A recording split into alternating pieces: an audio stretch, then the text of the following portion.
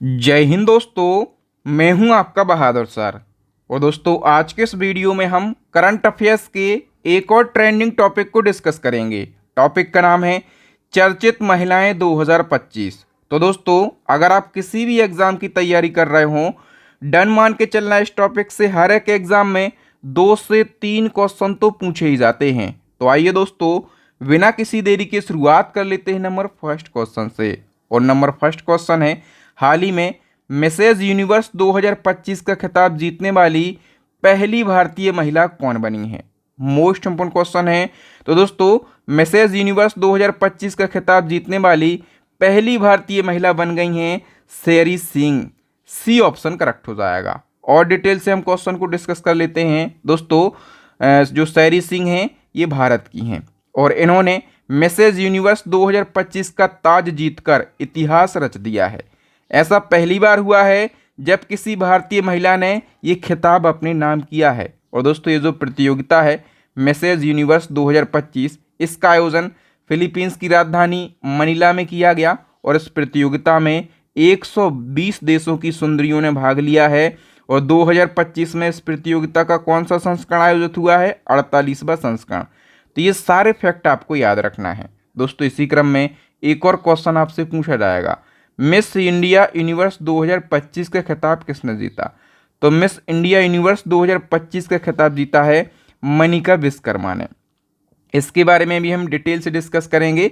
दोस्तों, miss India universe 2025 प्रतियोगिता का आयोजन अगस्त 2025 में और जयपुर में किया गया है। इस साल इसका दूसरा संस्करण है।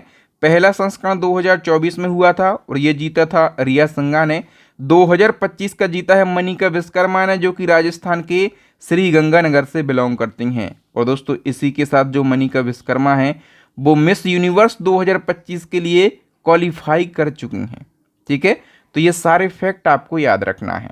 बताइए दोस्तों कि हाल ही में मिस वर्ल्ड 2025 का खिताब किसने जीता? मिस वर्ल्ड 2025 की हम बात कर रहे हैं, तो ये खिताब जीत लिया है थाईलैंड की सुचाता चुआंगश्री ने।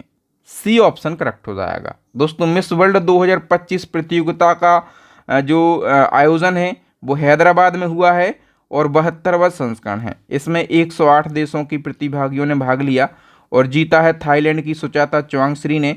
और विजेता कौन रही हैं? इथोपिया की हसेट डेरजे अदमसू। और भारत की तरफ से प्रतिनिधित्व किसने किया था? नंदिनी गुप्ता ने। ठीक है, नंदिनी गुप्ता का यदि हम देखें ओवरऑल कौन सा स्थान रहा है, तो 40वां स्थान रहा है। इससे पहले 71वीं मिस वर्ल्ड कौन बनी थी? क्रिस्टीना पिचकोवा, जो कि चेक गणराज्य की हैं। नेक्स्ट हमारा क्वेश्चन है कि हाल ही में प्रधानमंत्री नरेंद्र मोदी ने किस महिला विदेशी प्रधानमंत्री की किताब के भारतीय संस्करण के लिए प्रस्तावना लिखी है? तो इसका करेक्ट आंसर हो जाएगा दोस्तों Giorgia Meloni. B option correct हो जाएगा। आइए हम डिटेल से चर्चा कर लेते हैं। देखिए, अपने देश के प्रधानमंत्री नरेंद्र मोदी ने जॉर्जिया मेलोनी, जो कि इटली की प्रधानमंत्री हैं, इनकी आत्मकथा I am Giorgia my root my principles के भारतीय संस्करण के लिए प्रस्तावना लिखी है। और मेलोनी दोस्तों याद रखना, इटली की पहली महिला प्रधानमंत्री बनी थी 2022 में। और दोस्तों, ये जो किताब है इसमें इन्होंने महिला नेतृत्व, मातृत्व और राजनीतिक सक्रियता जैसे अनुभव साझा किए हैं। ठीक है, याद रखना दोस्तों, भारतीय संस्करण के लिए प्रस्तावना लिखी है पीएम नरेंद्र मोदी जी ने। दोस्तों, यदि आप इसी प्रकार से पिछले एक साल के सभी ट्रेंडिंग टॉपिक को पढ़ना चाहते हैं बिल्कुल डिटेल में और आसान भाषा में, जैसे यहाँ पर हम पढ़ रहे हैं चर्चित महिलाओं के लिए, ठीक है, तो इसी प्रकार के ट्रेंडिंग टॉपिक होते हैं जहाँ से हमेशा क्वेश्चन एग्जाम में पूछे जाते हैं। तो सारे ट्रेंडिंग टॉपिक आपको हमारी करंट अफेयर्स की ई बुक में मिल जाएंगे। इन टॉपिक के अलावा आपको इसी ई बुक में मंथली करंट अफेयर्स भी मिल जाएगा। तो हम दावा करते हैं कि जो हमारी करंट अफेयर्स की ई बुक है ये पूरी यूट्यूब की सबसे शानदार ई बुक है। जो हमारी दूसरी ई बुक है ये स्टैटिक जीके की रामबाण ई बुक है और थर्ड ई बुक है साइंस की रामबाण ई बुक। यदि आप दोस्तों इन तीनों ई बुक को एक साथ परचेस कर लेते हैं तो आपको एक ऑफर मैंने दिया है। मात्र आपको 150 रुपये का पेमेंट करना है इस क्यूआर कोड पर। जैसे ही आपका 150 रुपये का पेमेंट कंप्लीट होता है, स्क्रीनशॉट आप हमें इस व्हाट्सएप नंबर पर सेंड कर देना। जैसे हमें स्क्रीनशॉट प्राप्त होगा 5 सेकंड के अंदर मैं ये तीनों ई बुक आपको सेंड कर दूंगा। तो एग्ज़ाम में अच्छा स्कोर करने के लिए, सिलेक्शन लेने के लिए इन तीनों ई बुक को आप ज़रूर परचेस कर लेना। जब आप परचेस करेंगे और इनको पढ़ेंगे तो आप भी कहेंगे वाह सर क्या कंटेंट आपने बनाया है। चलो नेक्स्ट हमारा क्वेश्चन है, जैन जी द्वारा नेपाल में तख्ता पलट के बाद नेपाल की अंतरिम और पहली महिला प्रधानमंत्री कौन बन गई हैं? तो दोस्तों ये भी मोस्ट इंपोर्टेंट क्वेश्चन है। नेपाल की पहली महिला प्रधानमंत्री बन गई हैं Sushila Kirkee. D option correct हो जाएगा। फिर बताओ, यूएस ओपन 2025 का महिला एकल का खिताब लगातार दूसरी बार किसने जीता? यूएस ओपन में वुमेन सिंगल का टाइटल वो भी लगातार दूसरी बार ये जीता है आर्याना सवालेंका ने। और ये कहाँ की खिलाड़ी हैं दोस्तों? तो ये बेलारूस की खिलाड़ी हैं। ठीक है, यदि हम बात करें दोस्तों मेंस सिंगल का टाइटल किसने जीता है, तो ये भी आपको याद रखना है, मेंस सिंगल का टाइटल जीता है कार्लोस अल्काराज ने। ठीक है, और ये स्पेन के खिलाड़ी हैं। फिर बताओ दोस्तों, भारत के नए लेखा महानियंत्रक कौन बने हैं? तो इनका नाम है दोस्तों टीसीए कल्याणी। ठीक है, इसको शॉर्ट में सीजीए कहा जाता है, कंट्रोलर जनरल ऑफ अकाउंट। ठीक है, कौन बन गई हैं? टीसीए कल्याणी, और ये 29वें नंबर की बनी हैं। फिर बताओ दोस्तों, हाल ही में फीडे महिला शतरंज वर्ल्ड कप 2025 जीतने वाली पहली भारतीय महिला कौन बनी हैं? ये भी मोस्ट इंपोर्टेंट क्वेश्चन है। तो इसका करेक्ट आंसर हो जाएगा ऑप्शन डी, दिव्या देशमुख। दोस्तों जो दिव्या देशमुख हैं वो 19 साल की हैं, नागपुर की रहने वाली हैं, और इन्होंने जुलाई 2025 में आयोजित फीडे महिला चेस वर्ल्ड कप जीतकर इतिहास रचा।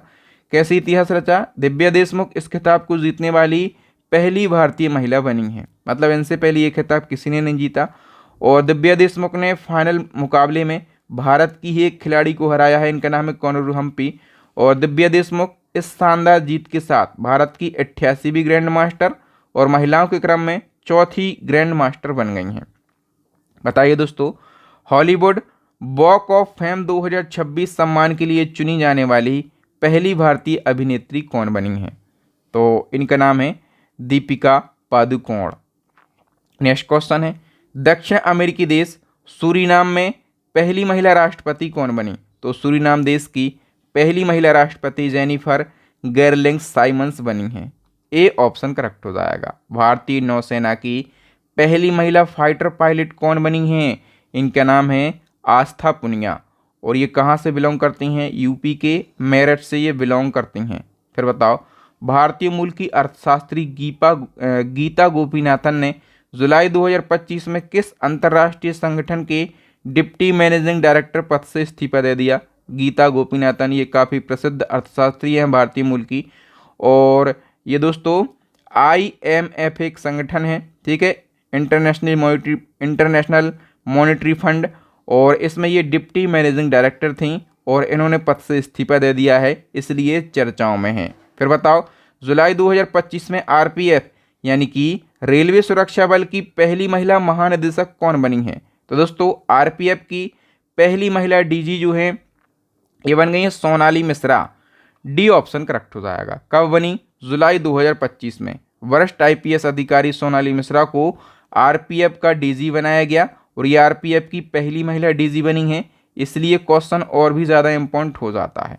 इनने मनोज यादव का स्थान लिया है। RPF मतलब रेलवे प्रोटेक्शन फोर्स, स्थापना 1985, हेडक्वार्टर नई दिल्ली। इसका मोटो क्या है? तो यशो लाभस्य इसका मोटो है। फिर बताओ, जुलाई 2025 में SSB यानी कि सशस्त्र सीमा बल के नए महानिदेशक कौन बने हैं? तो ये महिला नहीं है, लेकिन ये ठीक है, महत्वपूर्ण क्वेश्चन है, न्यू अपॉइंटमेंट है। इनका नाम है संजय सिंघल। ठीक है, नेक्स्ट क्वेश्चन है, हाल ही में माउंट एवरेस्ट फतेह करने वाली CISF की पहली महिला अधिकारी कौन बन गई हैं? तो माउंट एवरेस्ट को फतेह करने वाली CISF की पहली महिला अधिकारी जो है ये गीता सामोता बन गई हैं। ठीक है, राजस्थान के सीकर जिले से ये बिलोंग करती हैं। फिर बताओ, इग्नू यानी कि इंदिरा गांधी राष्ट्रीय मुक्त विश्वविद्यालय की पहली महिला कुलपति कौन बनी हैं? इनका नाम है प्रोफेसर उमा कांजीलाल। और दोस्तों जो इग्नू है ये दुनिया का सबसे बड़ा मुक्त विश्वविद्यालय यानी कि ओपन यूनिवर्सिटी है, जो कि दूरस्थ और मुक्त शिक्षा प्रदान करता है। अच्छा, इसकी स्थापना कब हुई थी? 1985 में, और हेडक्वार्टर इसका न्यू दिल्ली के अंदर। फिर बताओ, हॉकी का पॉलीग्रास मैजिक स्किल अवार्ड जीतने वाली पहली भारतीय खिलाड़ी कौन बनी है? तो इसका करेक्ट आंसर हो जाएगा दीपिका सहरावत, और ये हरियाणा की हॉकी खिलाड़ी हैं।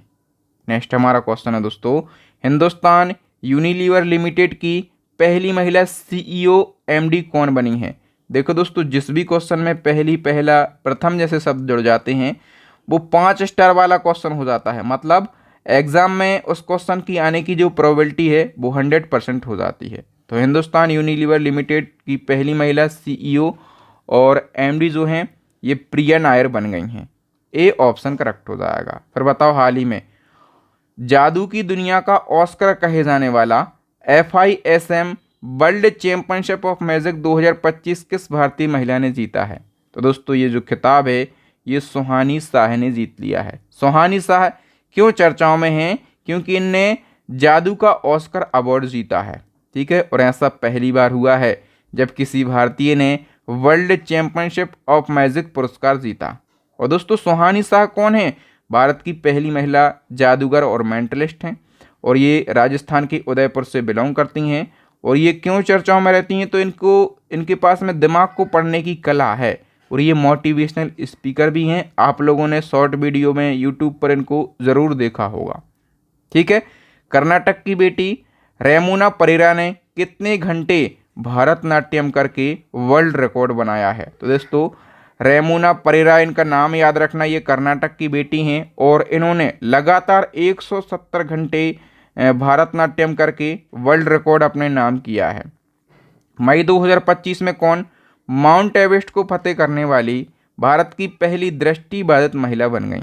माउंट एवरेस्ट को फतेह करने वाली भारत की पहली दृष्टिबाधित महिला जो हैं ये झोंजिन अंगमो बन गई हैं। ठीक है, हिमाचल प्रदेश के किन्नौर जिले की ये पर्वतारोही हैं। फिर बताओ, वर्ल्ड पैरा एथलेटिक्स चैंपियनशिप 2025 का ब्रांड एम्बेसडर किसे नियुक्त किया गया है? तो अभिनेत्री कंगना रनौत के लिए। ठीक है, और दोस्तों, ये जो चैंपियनशिप है इसका आयोजन कहाँ हुआ? नई दिल्ली। फिर बताओ, भारतीय नौसेना की पहली महिला अधिकारी का नाम क्या है जिन्हें भारत के राष्ट्रपति का ADC नियुक्त किया गया? तो दोस्तों, भारत के राष्ट्रपति का ADC ये यशस्वी सोलंकी के लिए नियुक्त किया गया है। ठीक है, और ये ऐसी पहली नौसेना की अधिकारी हैं जिनको राष्ट्रपति का ADC बनाया गया। ADC मतलब एड कैंप होता है, और ADC का काम क्या होता है? तो सेना से जुड़े जो काम होते हैं उनमें राष्ट्रपति को सलाह और सहायता देना। बताइए, अमेरिकन म्यूजिक अवार्ड जीतने वाली पहली भारतीय मूल की संगीतकार कौन बनी है? तो इनका नाम है राजा कुमारी। बताओ, संयुक्त राष्ट्र महासभा के 80वें सत्र के अध्यक्ष के रूप में किसे चुना गया है? तो सही आंसर हो जाएगा दोस्तों अन्नालेना बेयरबॉक के लिए। बी ऑप्शन करेक्ट हो जाएगा। हाल ही में संयुक्त राष्ट्र विश्व पर्यटन संगठन यानी कि UN टूरिज्म की पहली महिला महासचिव कौन बनी हैं? इनका नाम है दोस्तों शेखा नासर अल नेवेस। ठीक है, और ये कौन है? तो ये UAE की एक पर्यटन विशेषज्ञ हैं। बताइए, ब्रिटेन की खुफिया एजेंसी है MI6, MI6 की पहली महिला प्रमुख कौन बनी है?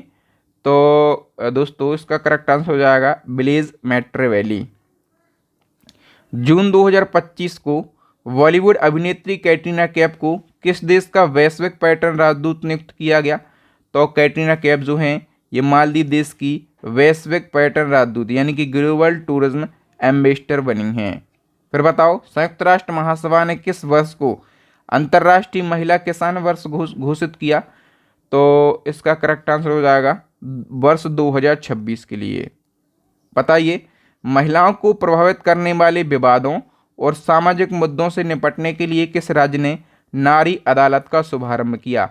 तो नारी अदालत का शुभारंभ ये सिक्किम राज्य के द्वारा किया गया है। नेक्स्ट क्वेश्चन है, अगस्त 2025 में NARI द्वारा जारी रिपोर्ट के अनुसार कौन सा शहर भारत में महिलाओं के लिए सबसे सुरक्षित है? तो भारत में महिलाओं के लिए सबसे सुरक्षित शहर जो है ये कोहिमा के लिए बताया गया है। दोस्तों, अगस्त 2025 में जारी NARI यानी कि national annual report and index on women's safety के अनुसार नागालैंड की राजधानी कोहिमा को भारत में महिलाओं के लिए सबसे सुरक्षित शहर घोषित किया गया है। और दोस्तों भारत में महिलाओं के लिए सबसे असुरक्षित शहर पटना और जयपुर के लिए घोषित किया गया।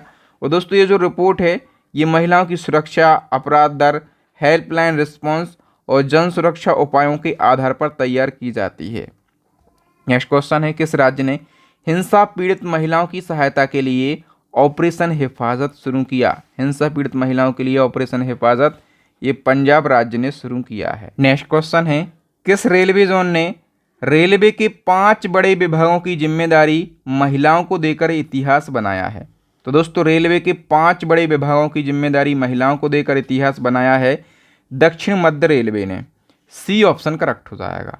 फिर बताओ, अगस्त 2025 में भारतीय मूल की कृषांगी मेश्राम किस देश में सबसे कम उम्र की सॉलिसिटर बनी हैं? कृषांगी मेश्राम दोस्तों ये भारतीय मूल की हैं और ये सबसे कम उम्र की सॉलिसिटर बनी हैं ब्रिटेन देश में। ठीक है, और याद रखना दोस्तों इनकी उम्र कितनी है? मात्र 22 साल। और इनका परिवार मूल रूप से कहाँ का रहने वाला है? महाराष्ट्र का। फिर बताओ दोस्तों, नोएडा जिसको गौतम बुद्ध नगर कहा जाता है, यूपी का ये ज़िला है, तो इसकी पहली महिला जिला अधिकारी कौन बनी है? करेक्ट आंसर हो जाएगा दोस्तों मेधा रूपम। और मेधा रूपम इसलिए भी चर्चाओं में है क्योंकि दोस्तों ये ज्ञानेश कुमार की बेटी हैं। ज्ञानेश कुमार कौन है? तो ये हमारे जो हैं मुख्य चुनाव आयुक्त हैं। ठीक है, बताइए हाल ही में एगा इगिनियन को किस देश का प्रधानमंत्री नियुक्त किया गया है? करेक्ट आंसर हो जाएगा दोस्तों लिथुआनिया देश का। बताइए ऑपरेशन सिंदूर पर मीडिया ब्रीफिंग का नेतृत्व किन 2 महिला अधिकारियों ने किया है? ये भी काफ़ी चर्चाओं में रही हैं महिलाएं। एक का नाम है कर्नल सोफिया कुरैशी और दूसरी है विंग कमांडर व्योमिका सिंह। तो वी ऑप्शन करेक्ट हो जाएगा। आप लोगों को पता होगा 22 अप्रैल 2025 को पहलगाम आतंकी हमला हुआ था। ठीक है, डेट याद रखना 22 अप्रैल 2025। और इसके जवाब में भारतीय सेना ने 6 मई की रात को ऑपरेशन सिंदूर के तहत पाकिस्तान के 9 आतंकी ठिकानों पर एयर स्ट्राइक करी थी।